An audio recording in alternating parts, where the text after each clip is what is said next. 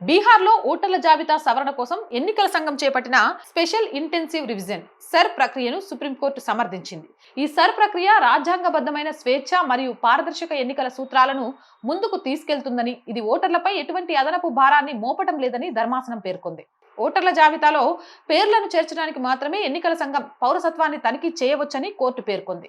ఒకవేళ ఓటర్ జాబితా నుంచి ఎవరి పేరైనా తొలగిస్తే పౌరసత్వంపై ఈసీ నిర్ణయమే తుది నిర్ణయం కాదని, తదుపరి విచారణ కోసం ఈ కేసులను కేంద్ర ప్రభుత్వం పరిధిలోకి సమర్థ అధికార యంత్రాంగానికి పంపవచ్చునని తెలిపింది. ఓటర్ల జాబితా సవరణలో ఎన్నికల సంఘం తీసుకున్న నిర్ణయం చట్ట పరిధిలోనే ఉందని సుప్రీంకోర్టు ఈ తీర్పు ద్వారా స్పష్టం చేసింది. రాహుల్ గాంధీకి ఇది ఒక ఎదురుదెబ్బ అనే చెప్పొచ్చు. అక్రమ వలసదారుల ఓట్ల ద్వారా అధికారం సంపాదించాలి అనే దుర్బుద్ధితో దేశ అంతర్గత రక్షణ విషయంలో కూడా రాజీ పడుతూ కొన్ని రాష్ట్రాలు అక్రమ వలసదారులకు అన్ని గుర్తింపు పత్రాలు ఏర్పాటు చేస్తున్నాయి, నిజమైన దేశ పౌరులైన ముస్లిం ఓటర్లను తొలగిస్తున్నారు అని ఆరోపణలు పైన చెప్తూ వచ్చారు. సాధారణంగా బంగ్లాదేశ్ మరియు మయన్మార్ నుంచి వచ్చేవారు ముస్లిం సాంప్రదాయాలు ఎక్కువగా ఉండే ప్రాంతాల్లోనే స్థిరపడుతున్నారు. అటువంటి కొత్త వారు తమ ఇలాకాలోకి వస్తే స్థానిక భారతీయ ముస్లింలు వారిని గుర్తించడం సులువు.